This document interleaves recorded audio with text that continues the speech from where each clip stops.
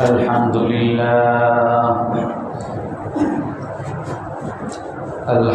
لله نحمده ونستعينه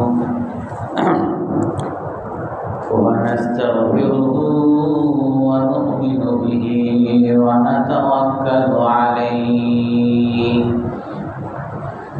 ونعوذ بالله من شرور أنفسنا ومن سيئات أعمالنا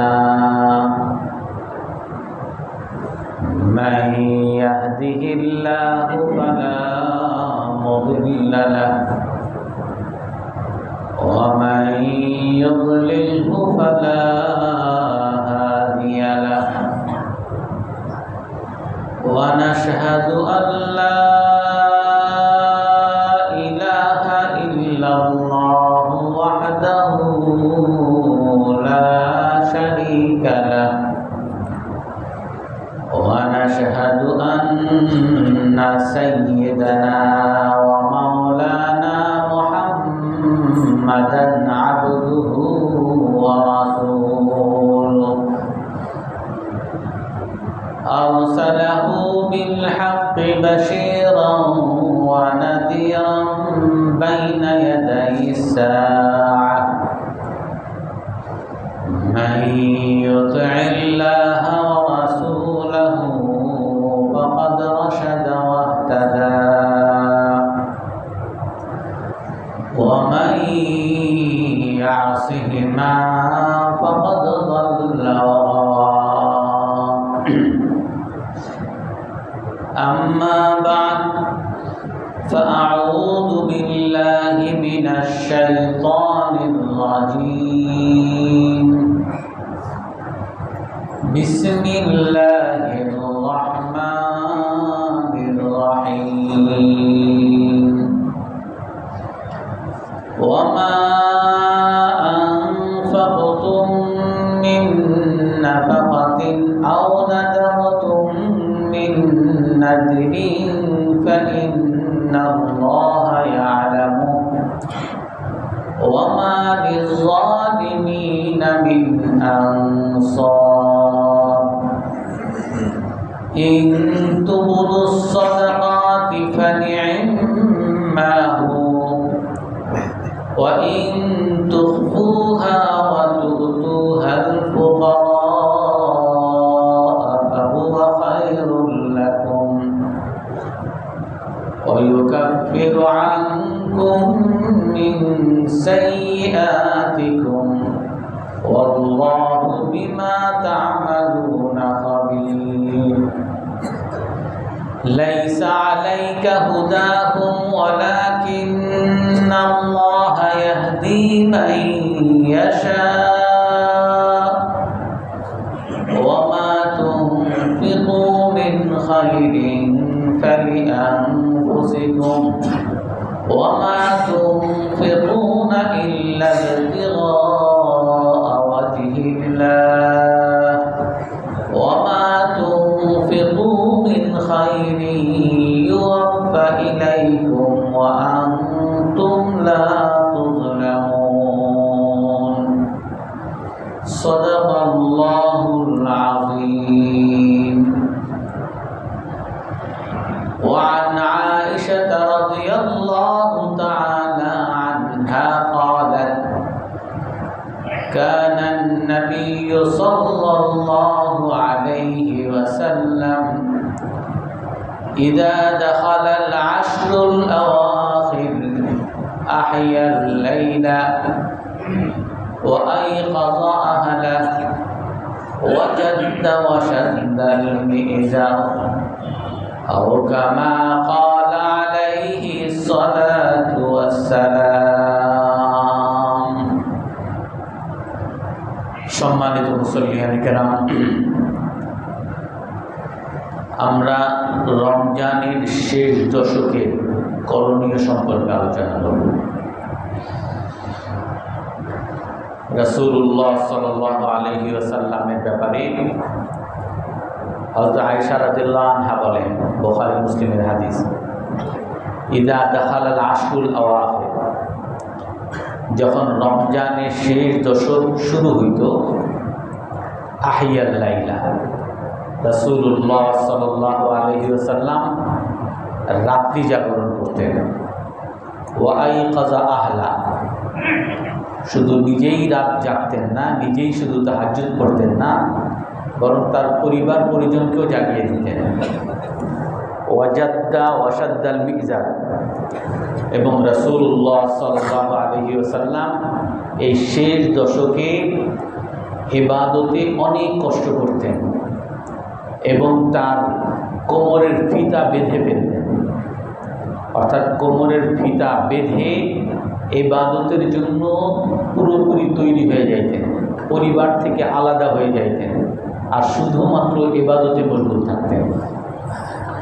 অন্য একটা হাদিসের মধ্যে হযরত আয়েশা রাদিয়াল্লাহু আনহা বলেন, কানান নবিয়্যু সাল্লাল্লাহু আলাইহি ওয়াসাল্লাম ইয়াজতাহিদু ফিল আশরিল আওয়াখিরি মা লা ইয়াজতাহিদু ফি গায়রিহি।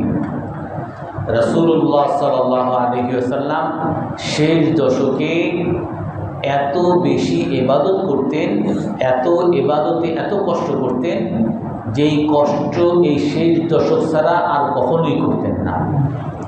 পুরোপুরি ব্যতিক্রমভাবে রাসূলুল্লাহ সাল্লাল্লাহু আলাইহি ওয়াসাল্লাম এই শেষ দশককে ইবাদতের জন্য নির্ধারিত করতেন। আর এই শেষ দশকের জন্য, শেষ দশকের ইবাদতের জন্য রাসূলুল্লাহ সাল্লাল্লাহু আলাইহি ওয়াসাল্লাম কানান নবিয়্যু সাল্লাল্লাহু আলাইহি ওয়াসাল্লাম ইয়াতাকিফু হাত্তা তাওফাহুল্লাহ। রাসূলের জীবদ্দশায় মৃত্যু পর্যন্ত এই শেষ দশকে রাসূলুল্লাহ সাল্লাল্লাহু আলাইহি ওয়াসাল্লাম ইতিকাফ করতেন। পুরো বাড়ি থেকে আলাদা হয়ে মসজিদের মধ্যে ইতিকাফ করতেন। এমনকি অন্য একটা বর্ণনা আছে, রাসূলুল্লাহ সাল্লাল্লাহু আলাইহি ওয়াসাল্লাম প্রতি বছরই ইবাদত করতেন, কিন্তু যেই বছরে রাসূলুল্লাহ সাল্লাল্লাহু আলাইহি ওয়াসাল্লামের ইন্তেকাল হয়, ওফাত হয়, ওই বছরে শুধু শেষ দশক না, শেষ দশকের আগে আরও দশক, অর্থাৎ 20 দিন ইতিকাফ করেছেন।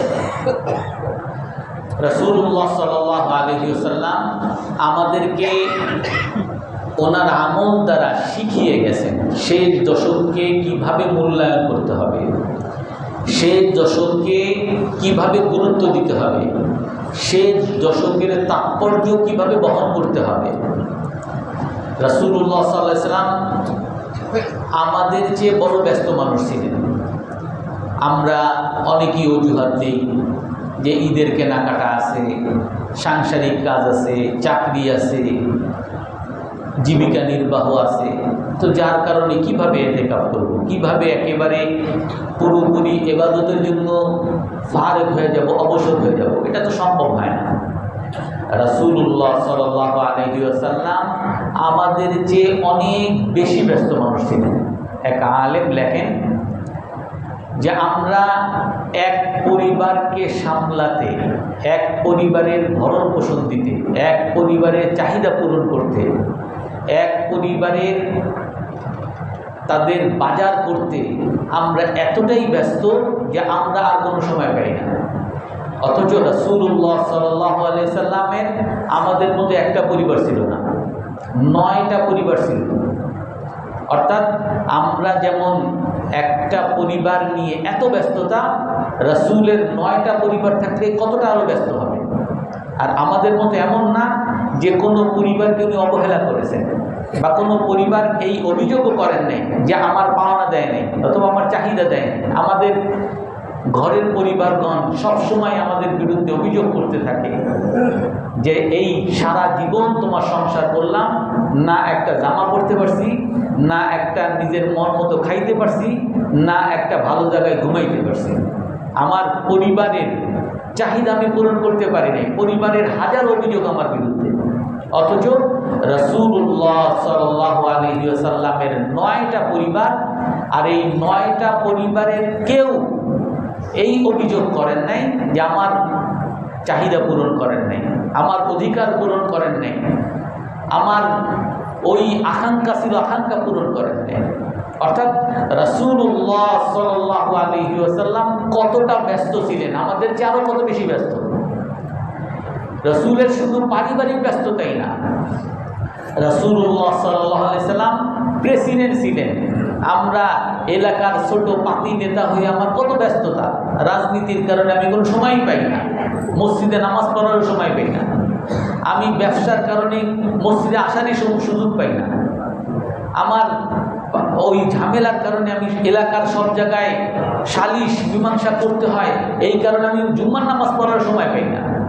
অথচ রাসূলুল্লাহ সাল্লাল্লাহু আলাইহি ওয়াসাল্লাম উনি ওনার দেশের ওই যুগের উনি প্রেসিডেন্ট ছিলেন। শুধু ওনার ওই এলাকার শুধু প্রেসিডেন্ট না, সারা পৃথিবীর প্রেসিডেন্ট ছিলেন।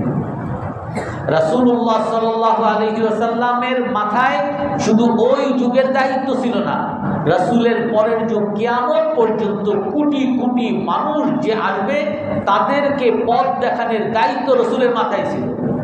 রাসূল কতটা ব্যস্ত!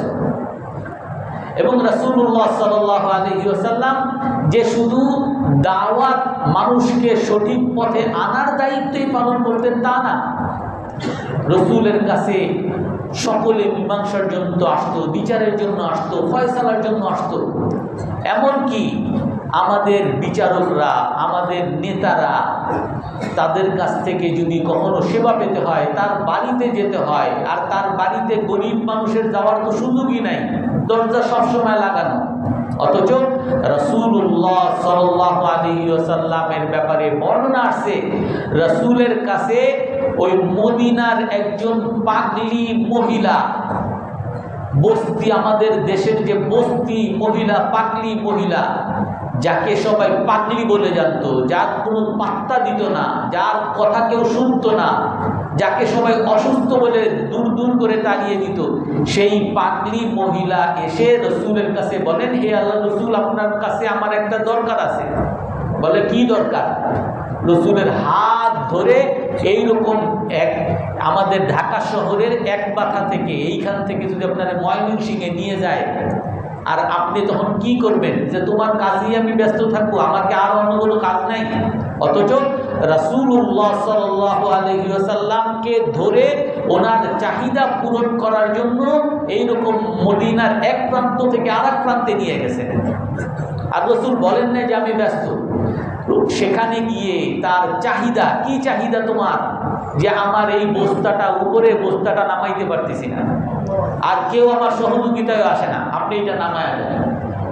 এই চাহিদা পূরণ রাসূলুল্লাহ সাল্লাল্লাহু আলাইহি ওয়াসাল্লাম সাধারণ মানুষের জন্য করছেন।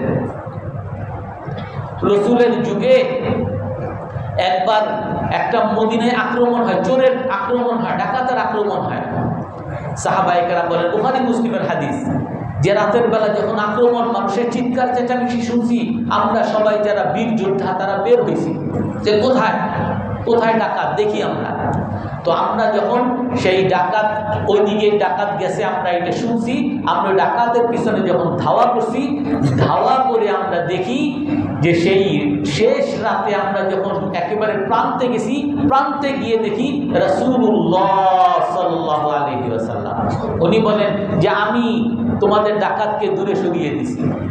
অর্থাৎ এই অন্ধকারের মধ্যে নিরাপত্তা দেওয়ার জন্য রাসূলুল্লাহ সাল্লাল্লাহু আলাইহি ওয়াসাল্লাম বীর সাহসিকতার সাথে একা রাতে বের হয়ে গেছেন, আর সবার আগে ঝুঁকি নিছেন। অর্থাৎ রাসূলুল্লাহ সাল্লাল্লাহু আলাইহি ওয়াসাল্লাম এতটা ব্যস্ত মানুষ ছিলেন, এত ব্যস্ত থাকার পরেও তার রাজনৈতিক ব্যস্ততা, তার আর্থিক ব্যস্ততা, রাসূল সাল্লাল্লাহু আলাইহি ওয়াসাল্লাম আর্থিক ব্যস্ততা কেমন? সাহাবায়ে কেরাম বলেন যে আমরা মানুষের কাছে যদি চাইতাম, অনেক সময় মানুষ দিত না, কিন্তু রাসূলের কাছে যদি কখনো আমরা কিছু চাইছি, রাসূল সাল্লাল্লাহু আলাইহি ওয়াসাল্লাম আমাকে দেন নাই, এটা কখনো হয়নি। রাসূলের কাছে যেই কিছু চাইছে, আল্লাহর রাসূল তাকে ব্যবস্থা করে দিয়েছেন। হয়তো বা নিজের কাছে আছে, আর না থাকলে অন্যের কাছ থেকে নিয়ে হলেও ব্যবস্থা করে দিয়েছেন।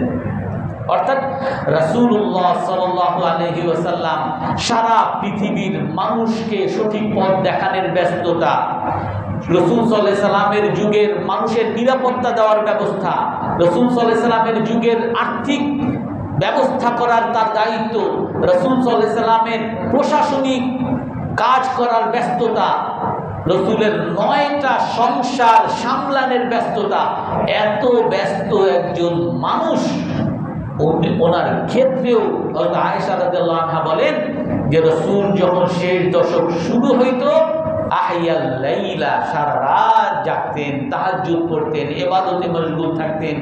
ওয়া আইখাযা আহলা, শুধু নিজে জাগতেন না, ওনার পরিবারকে জাগিয়ে দিতেন যে আমি একা কেন ইবাদত করব, আমার ছেলেমেয়েরা কেন নামাজ পড়বে না।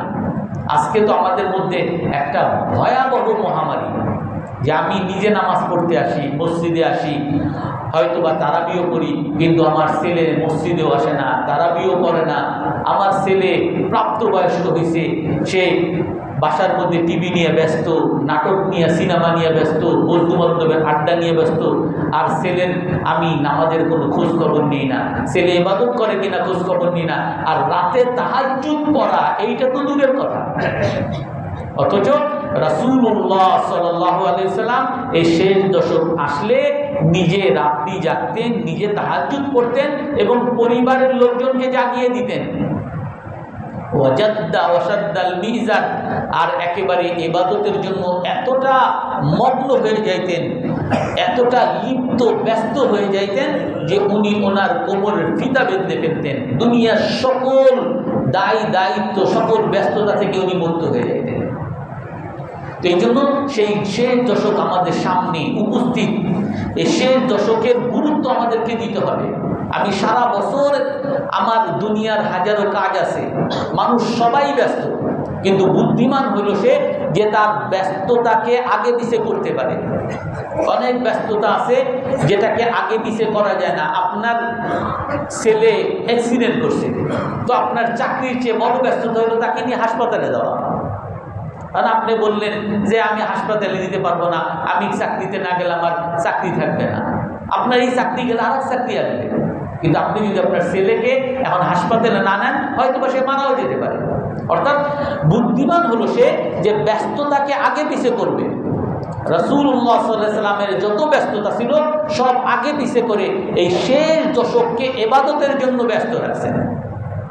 এই জন্য শেষ দশক হলো ইবাদতের সময়, এইটাকে গুরুত্ব দিতে হবে আল্লাহর কাছ থেকে পাওয়ার উপায় নেওয়ার জন্য।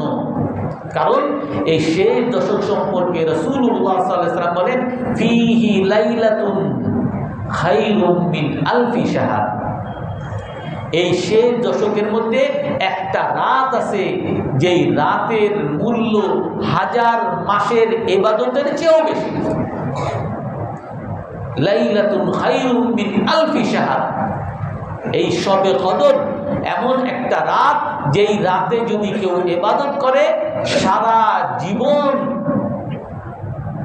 80 বছর, 1000 মাস যেটাকে বলা হয়, এটাকে প্রায় 80 বছরের মতো বলা হয়। অর্থাৎ আপনার সারাটা জীবন, পুরোটা জীবন আপনি যদি ইবাদত করেন, তাহলে যেমন সব, এর চেয়ে বেশি সব আল্লাহ তাআলা আপনাকে দিবেন। এই জন্য এই শবে কদরকে আমাকে মূল্যায়ন করতে হবে। রাসূল সাল্লাল্লাহু আলাইহি ওয়াসাল্লাম কি বলেন? মান হুরিমাহা ফাকাদ হুরিমাল খায়রা কুল্লা। এই শবে কদর থেকে যে বঞ্চিত হইল, সে সকল রহমত থেকে বঞ্চিত হইল। মান হুরিমাহা ফাকাদ হুরিমাল খায়রা কুল্লা। যে শবে কদর থেকে যে বঞ্চিত হইল, সে সকল কল্যাণ থেকে বঞ্চিত হইল।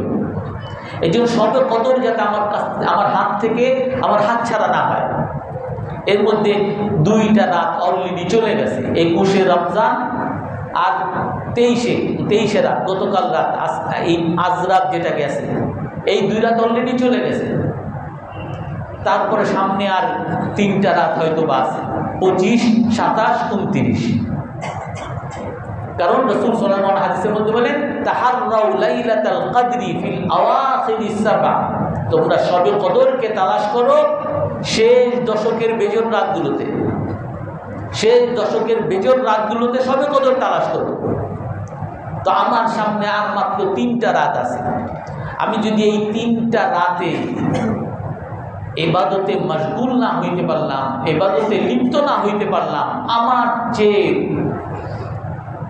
বঞ্চিত, আমার যে আল্লাহর কাছ থেকে রহমত বঞ্চিত আর কেউ নাই।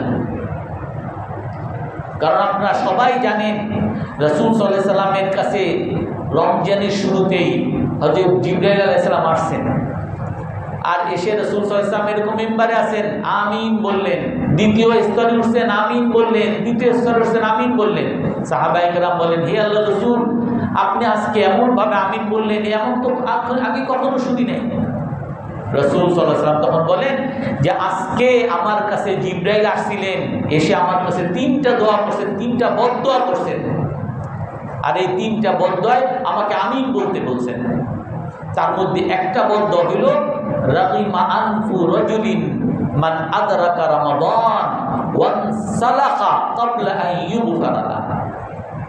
ওই ব্যক্তির ধ্বংস হোক, ওই ব্যক্তি বঞ্চিত হোক, ওই ব্যক্তি ব্যর্থ হোক, ওই ব্যক্তি নষ্ট হোক, ওই ব্যক্তি মরে যাক, ধ্বংস হোক, যে রমজান পাইল আর তার সামনে থেকে রমজান চলে গেল আর সে নিষ্পাপ হইতে পারল না, সে আল্লাহর কাছ থেকে ক্ষমা পাইল না। কারণ এই রমজানের মধ্যে ক্ষমার যে সুযোগ, এই সুযোগ আল্লাহ তাআলা অন্য সময় দেন না। অনেক দোকানের মধ্যে 70% ডিসকাউন্ট দেয়, এই ডিসকাউন্ট সব সময় দেয় না। এখন অনেকেই বাজার করতে যায় আর দেখে দুনিয়ার দাম, কেন এটা না রমজানের আগে দেখলাম এই মাত্র 1000 টাকা ছিল, এখন তো 4000 টাকা। ওই সময় তো 70% ডিসকাউন্ট ছিল, এখন তো সেই ডিসকাউন্ট নাই। তো আল্লাহ তাআলা সেই ডিসকাউন্টের সময়, সেই ছাড়ের সময় হলো এই রমজানের সময়। যেই কাজ করবেন সেই কাজেই ক্ষমার ঘোষণা। মান সামা রমাদানা ঈমানান ওয়া ইহতিসাবা গুফিরা লাহু মা তাকাদ্দামা মিন যামবি। যে রমজানের রোজা রাখবে ঈমানের সাথে সওয়াবের আশায়, আল্লাহ তাআলা তার পিছনের সকল গুনাহ মাফ করে দিবেন। ওমান কামা রমাদানা ঈমানান ওয়া ইহতিসাবা গুফিরা লাহু মা তাকাদ্দামা মিন যামবি। যে রমজানের তারাবি পড়বে ঈমানের সাথে সওয়াবের আশায়, আল্লাহ তাআলা তার পিছনের সকল গুনাহ মাফ করে দিবেন। যে ইফতারের সময় ইফতার করতে বসবে, আল্লাহ তাআলা তার পিছনে সকল গুনাহ মাফ করে দিবেন। ওয়ালিল্লাহি উতাকাউ মিনান নার। আল্লাহ তাআলা প্রতি রাতে লক্ষ লক্ষ কোটি কোটি মানুষকে জাহান্নাম থেকে মুক্তি দান করেন।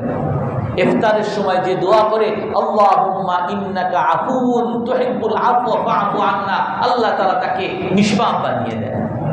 মান কামা লাইলাতাল কদরি ঈমানান ওয়া ইহতিসাবা গুফিরা লাহু মা তাকাদ্দামা মিন যামবি। রাসূলুল্লাহ সাল্লাল্লাহু আলাইহি ওয়াসাল্লাম সহিহ হাদিসে বলেন যে শবে কদরের রাতে ইবাদত করবে, শবে কদরের রাতে তাহাজ্জুদ পড়বে, রাতে নামাজ পড়বে, আল ঈমানের সাথে সওয়াবের আশায়, আল্লাহ তাআলা তার পিছনে সকল গুনাহ মাফ করে দেবেন। তো গুনাহ মাফের শুধু সুযোগ আর সুযোগ। ইজা কানা আখিরু ইয়াউমিন মিন রমাদান গুফিরা লাহু মা তাকাদ্দামা মিন যামবি। অন্য হাদিসের মধ্যে আছে যে রমজানের 5টা বৈশিষ্ট্য, তার মধ্যে একটা বৈশিষ্ট্য হলো যে রমজানের শেষ দিন যখন হবে, রমজানের শেষ দিন যখন হবে, আল্লাহ তাআলা ওই রোজাদারের সকল গুনাহ মাফ করে দিবেন। সাহাবায়ে কেরাম বলেন, হে আল্লাহর রাসূল, এই যে শেষ দিনে যে আল্লাহ তাআলা মাফ করে দিবেন, আহিয়া লাইলাতুল কদর, সেটা কি শবে কদর? রাসূল বলেন যে না, শবে কদর না।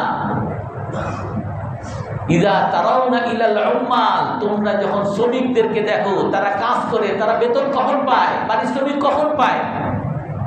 যে যখন তারা কাজ শেষ করে তখন তাকে পারিশ্রমিক দেওয়া হয়।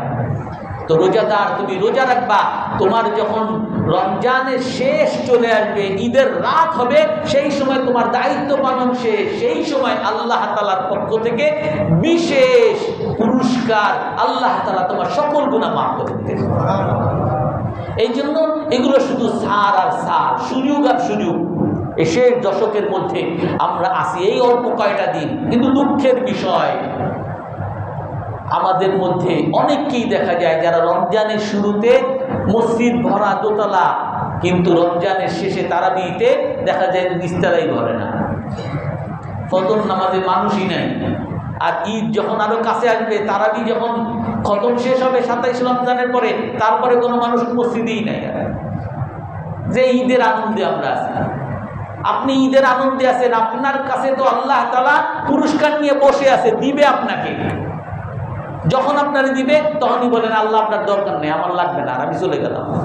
আপনারা কি দিবে? এই জন্য এই শেষ দশককে আমাদেরকে গুরুত্ব দিতে হবে। এই শেষ দশকের মধ্যে আমরা আছি। শেষ দশকের মধ্যে অন্যতম আর একটা আমল রাসূলুল্লাহ সাল্লাল্লাহু আলাইহি ওয়াসাল্লাম যেটা করতেন, কানান নাসু আজওয়াদান নাসি বিল মাল। রাসূল সাল্লাল্লাহু আলাইহি ওয়াসাল্লাম এমনি দানশীল মানুষ ছিলেন। ওয়া কানান নাসু আজওয়াদা ফি রমাদান, রমজানের মধ্যে আরো বেশি দানশীল হইতেন।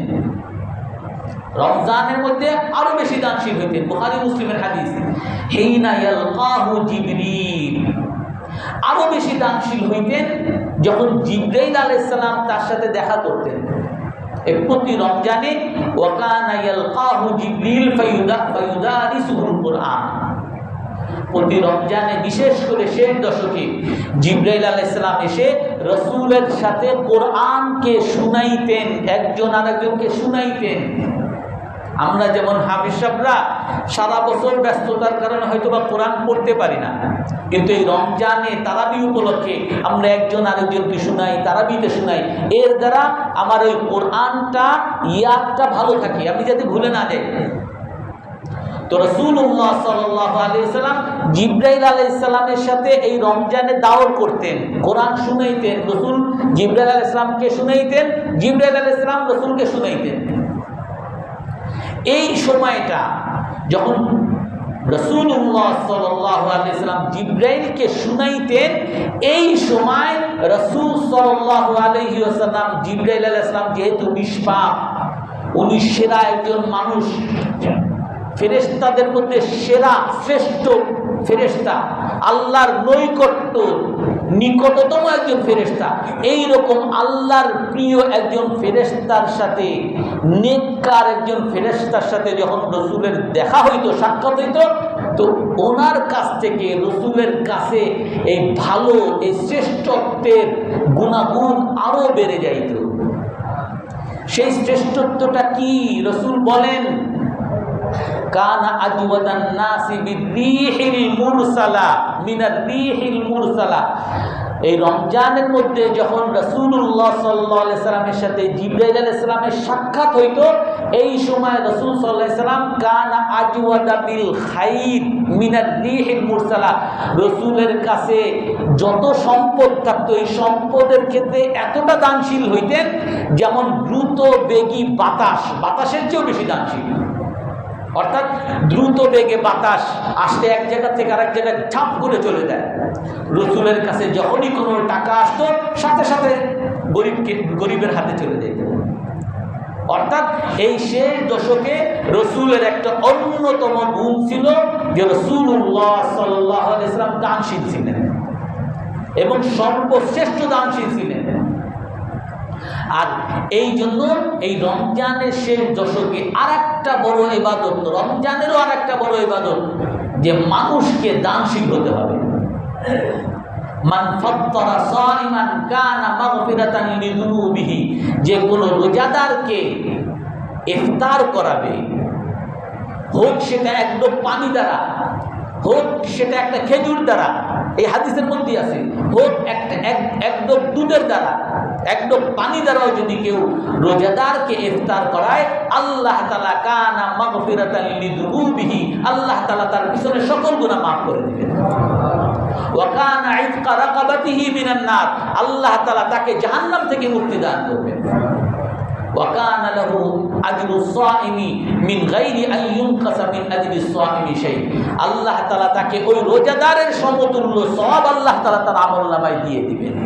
রোজাদারের সওয়াবের মধ্যে কোনো কমতিও হবে না। এই জন্য রমজানের এই শেষ দশকের বিশেষ আর একটা আমল দানশীল হওয়া, দান করা। রাসূল সাল্লাল্লাহু আলাইহি ওয়াসাল্লাম বলেন, ফারাদা রাসূলুল্লাহ সাল্লাল্লাহু আলাইহি ওয়াসাল্লাম যাকাতাল ফিতরি আলা যাকারি ওয়াল উনসা ওয়া আলা সগীরি ওয়াল কাবীরি তুহরাতান লিসাইম। রাসূল সাল্লাল্লাহু আলাইহি ওয়াসাল্লাম ফরজ করেছেন, ওয়াজিব, আমাদের উপরে ওয়াজিব করেছেন সদকাতুল ফিতর। সদকাতুল ফিতর কার উপরে ওয়াজিব? সদকাতুল ফিতর পুরুষের উপর ওয়াজিব, নারীর উপর ওয়াজিব, বড় ব্যক্তির প্রাপ্তবয়স্ক মানুষের উপর ওয়াজিব, ছোট শিশু, নাবালেগ শিশুর উপর ওয়াজিব। সবাইকে দানশীল হতে হবে। সবার উপরে এই সদকাতুল ফিতর রাসূল সাল্লাল্লাহু আলাইহি ওয়াসাল্লাম ওয়াজিব করেছেন। আপনি বলবেন ছোট শিশু, এর তো কোনো দায়িত্ব নাই, এর উপরে তো কোনো নামাজ রোজা ফরজ না, এর উপরেও কেন সদকা ফিতর ওয়াজিব? আর ওয়াজিবও যদি সে কোত্থেকে দিবে? সে তো চাকরি বাকরি করে না, সে মাত্র দুধ খায়। শিশু, সে তো ইনকামই করে না, সে কোত্থেকে দিবে? এই দান করা ওই শিশুর উপর ওয়াজিব। শিশু দান করার ক্ষমতা নাই, সম্পদ নাই, তার বাবার উপর ওয়াজিব। ঘরের চাকরানির উপর ওয়াজিব।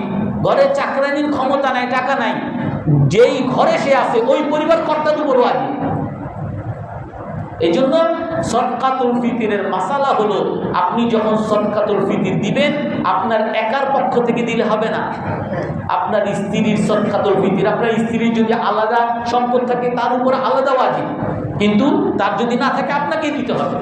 আপনার ছেলে মেয়ে, ছোট বড়, এমনকি আপনার বাসায় যদি কোনো চাকর চাকরানিও থাকে, তাদের পক্ষ থেকেও সদকায়ে ফিতর আপনাকে দিতে হবে। এই জন্য এই দানশীলতা মুসলমানের উপরে ওয়াজিব করে দিয়েছেন, প্রতিটা মুসলমানের উপর ওয়াজিব।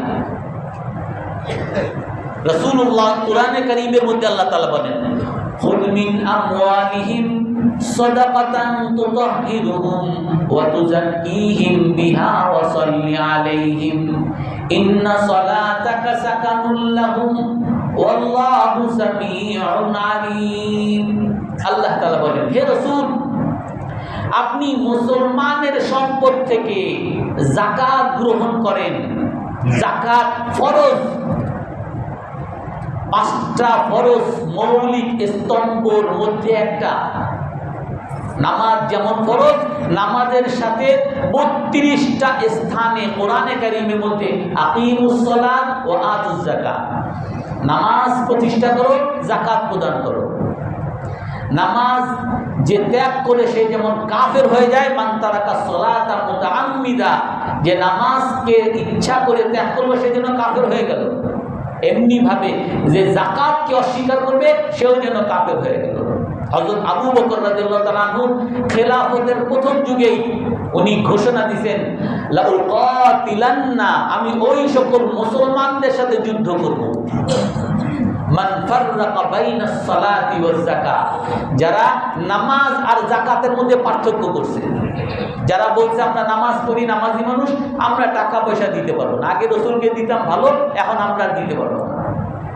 যারা নামাজকে ফরজ হিসাবে মানছে আর নামাজের মতো যাকাতকে ফরজ হিসাবে মানে নাই, তাদের বিরুদ্ধে আমি যুদ্ধ করব।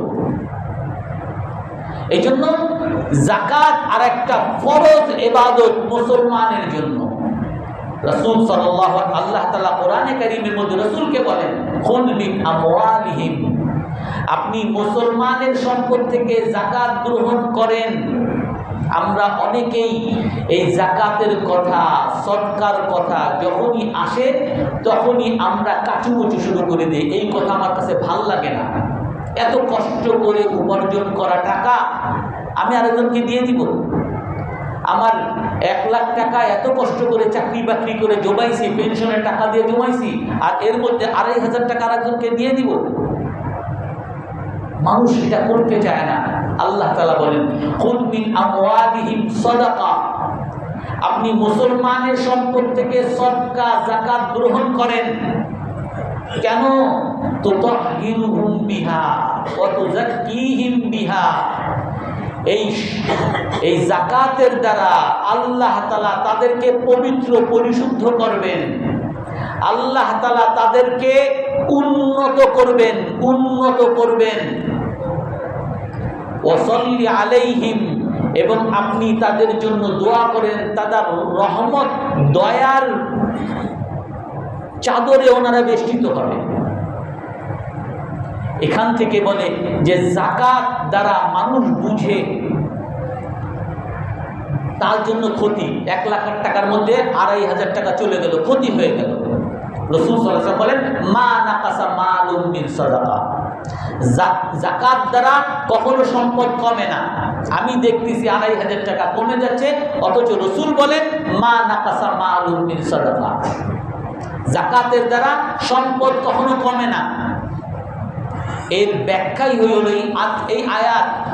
আল্লাহ তাআলা বলেন খুয মিন আমওয়ালিহিম, আপনি মুসলমানের সম্পদ থেকে যাকাত গ্রহণ করেন, এই যাকাত দ্বারা এই সম্পদকে পরিশুদ্ধ করবে। সম্পদ কিভাবে পরিশুদ্ধ? রাসূলুল্লাহ সাল্লাল্লাহু আলাইহি ওয়াসাল্লাম বলেন মা তালিফা মালুন ফিল বাররি ওয়াল বাহরি ইল্লা ওয়াকাদ মুনিউ যাকাত। মানুষের যেই সম্পদ নষ্ট হয় জলভাগে, স্থলভাগে, যেই সমুদ্রের মধ্যে জাহাজ ডুবে যায়, যেই সম্পদ, যে ভান্ডারের মধ্যে আগুন লেগে যায়, যে ফ্যাক্টরির মধ্যে আগুন লেগে যায়, এই যত ধ্বংসাত্মক কার্যক্রম ধ্বংস আছে, যত সম্পদ ধ্বংস হয়, এই সকল সম্পদ ওই সম্পদের মধ্যে ধ্বংসযোগ্য হয় যেই সম্পদের যাকাত দেওয়া হয়। রাসূলুল্লাহ সাল্লাল্লাহু আলাইহি ওয়াসাল্লাম বলেন ওই সম্পদটাই শুধু ধ্বংসযোগ্য হয় যেই সম্পদের যাকাত দেওয়া হয়। এই জন্য আপনার সম্পদকে যদি রক্ষা করতে চান, আপনার ওই ১,০০,০০০ টাকা ১,০০,০০০ টাকা থাকুক, এইটা যদি আপনি চান এইটা পুরো ভ্যানিশ না হয়ে যাক, তাহলে আপনি এই সম্পদকে পরিশুদ্ধ করবেন। এই সম্পদকে আপনি যাকাত দ্বারা নিরাপত্তা বিধান করেন। আপনি যেমন ওই এক সম্পদকে, ১,০০,০০০ টাকার সম্পদকে নিরাপত্তা বিধান দেওয়ার জন্য সিসিটিভি লাগাইছেন, আপনি নিরাপত্তা প্রহরী লাগাইছেন, আপনি গানম্যান লাগাইছেন, আপনি বিল্ডিং বানাইছেন, আপনি ব্যাংকে রাখছেন, ব্যাংকের চার্জ দিতেছেন, আপনি আপনার দেশের নিরাপত্তার জন্য বড় বড় আয়রন ডোম লাগাইছেন, কোটি কোটি টাকার অ্যান্টিসেপটিক ড্রোন লাগাইছেন, এত কাজ, এত কোটি কোটি টাকা আপনার নিরাপত্তার জন্য করতেছেন, অথচ আল্লাহ তাআলা বলেন এই নিরাপত্তা আয়রন ডোম, ইরানের এক ড্রোনেই তোমার শেষ, ইরানের এক মিসাইলই তোমার এই কোটি কোটি টাকার আয়রন ডোম শেষ। তুমি যদি এইটা নিরাপত্তা বিধান করতে চাও, এই সম্পদের নিরাপত্তা বিধান করতে চাও, যাকাত প্রদান করো। কারণ প্রতিটা মানুষের সম্পদের মধ্যে দুই ধরনের রিজিক, মুহাদ্দিসিনে কেরাম, উলামায়ে কেরাম বলেন দুই ধরনের রিজিক। একটা রিজিককে বলে রিজিকুল ইজাব, আর একটা রিজিকুল সালব। একটা ইতিবাচক রিজিক আর একটা নেতিবাচক রিজিক।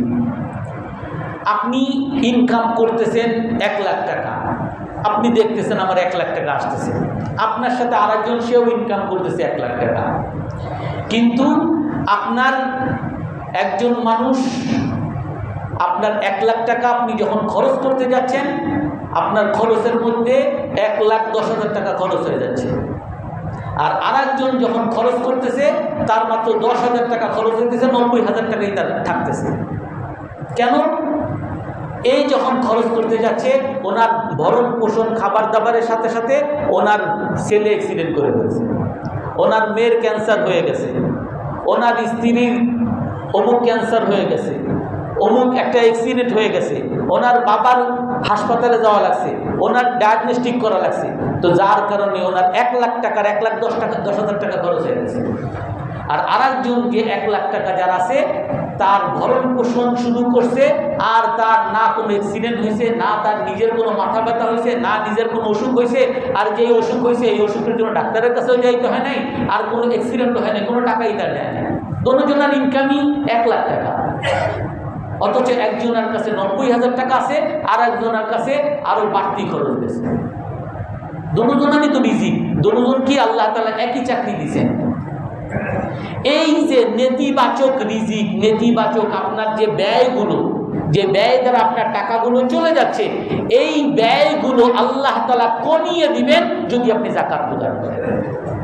আপনার অসুখ থেকে আল্লাহ হেফাজত করবেন, চুরি ডাকাতি থেকে হেফাজত করবেন। আর এটা বলবেন কই আমি তো একেবারে আয়রন ডোম লাগাইছি। যতই আয়রন ডোম লাগান, আপনি মনে করেন আপনি যে নিরাপত্তা বিধান করে ফেলছেন, ওটা ইরানের মিসাইল দ্বারা যে ধ্বংস হবে না এই চিন্তাও আপনার থাকবে না। এই জন্য ওই মহান রব্বুল আলামিনের নিরাপত্তার জন্য আপনি চেষ্টা করেন। খুয মিন আমওয়ালিহিম সাদাকাতান তুতাহহিরুহুম, আল্লাহ তাআলা বলেন আপনি মুসলমানের সম্পদ থেকে নেন, এই মুসলমানের সম্পদ থেকে যদি যাকাত গ্রহণ করেন, এর দ্বারা তার সম্পদকে পরিশুদ্ধ করবেন। ওলামায়ে কেরাম বলেন 3 রকমের পরিশুদ্ধ। এখানে 3 জন ব্যক্তি, একজন যাকাত প্রদান করে, আর একজন যাকাত গ্রহণ করে, আর একটা সম্পদের পরিশুদ্ধর কথা বললাম। যিনি যাকাত দেয় আল্লাহ তাআলা তাকেও পরিশুদ্ধ করেন, পবিত্র করেন। যিনি যাকাত দেয় আল্লাহ তাআলা তাকে কৃপণতা থেকে পরিশুদ্ধ করেন। কৃপণতা, বখিলামি বা বখালাত, কৃপণতা এতটা ভয়াবহ, রাসূল হাদিসে বলেন ইত্তাকুশ শুহা ফাইন্নাশ শুহা ক্বাদ আহলাকা মান কানা ক্বাবলাকুম, যে তোমরা কৃপণতা থেকে বাঁচো, কারণ এই কৃপণতা তোমাদের পূর্ববর্তী জাতিদেরকে ধ্বংস করে ফেলেছে।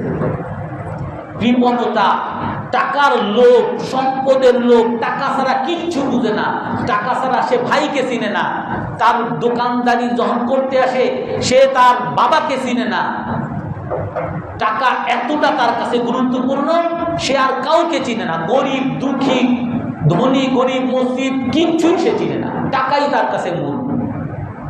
এইটা এত বড় ভয়ানক জিনিস, এটা তোমাদেরকে ধ্বংস করে ফেলবে। এই টাকার কারণে মানুষ ভাইয়ের সাথে মারামারি করে, খুনাখুনি করে, এই টাকার কারণে পার্টনারের সাথে মারামারি, খুনাখুনি, এই টাকার কারণে মানুষ ছিনতাইকারীর সাথে মারামারি, ছিনতাইকারী নিয়ে গেছে, আর আপনি তার পিছনে দৌড়েলেন, আর কি সে হয়তো আপনাদের ছুরি একটা বাইরে দিবে, ঠিক আছে, আপনার যদি ক্ষমতা থাকে দৌড়ান, আর না হয় শুধু আপনি গেলেন, আপনি আরো চিন্তায় আরো খুনাখুনি শিকার হইলেন, গেছে, ঠিক আছে, চলে গেল, আল্লাহ তাআলা অন্য জায়গা থেকে দিয়ে দিবে। ইত্তাকুশ শুহা, তোমরা এই কৃপণতা থেকে বাঁচো, কারণ এই কৃপণতা তোমাদের পূর্ববর্তী জাতিকে ধ্বংস করে দেয়। এই কৃপণতা, সম্পদের লোভ এমন একটা ভয়াবহ রোগ যে মানুষকে ধ্বংস করে দিবে। পার্টনারের সম্পর্ক নষ্ট, বাবা মায়ের সম্পর্ক নষ্ট, ছেলে সন্তানের সাথে সম্পর্ক নষ্ট, ভাই ভাইয়ের সাথে সম্পর্ক নষ্ট, এই টাকার লোভের কারণে। আপনি যখন যাকাত দিবেন, আপনার চোখের সামনে এত কষ্ট করা টাকা, সেইটাকে আপনি 1 লাখ টাকার 2,500 টাকা যখন অকাতরে দিয়ে দিচ্ছেন, এই দেওয়ার দ্বারা আপনার এই যে টাকার জন্য কেউ যে ছাড়তেই পারেন না, এই রোগটাকে আল্লাহ তাআলা দূরে সরিয়ে দিবেন, আল্লাহ তাআলা আপনাকে পরিশুদ্ধ করবেন। যাকে আপনি যাকাত দিতেছেন, যিনি যাকাত গ্রহণ করতেছে, আপনি তাকে পরিশুদ্ধ করতেছেন। আজকে সমাজের মধ্যে বিরাট একটা অংশ ছিনতাইকারীতে লিপ্ত, ছিনতাই লিপ্ত, চাঁদাবাজিতে লিপ্ত, মাস্তানিতে লিপ্ত, রাহাজানিতে লিপ্ত, রাস্তায় রাস্তায় দাঁড়িয়ে থাকে কোন সময় ডাকাতি করা যায়। এর মধ্যে একটা বড় সংখ্যক যদি আপনি খুঁজেন যে বেকার, চাকরি নেই, অনেক চেষ্টা করছে চাকরির জন্য, চাকরি পায়নি, পেটের তাগিদে তাকে চুরি করতে হয়।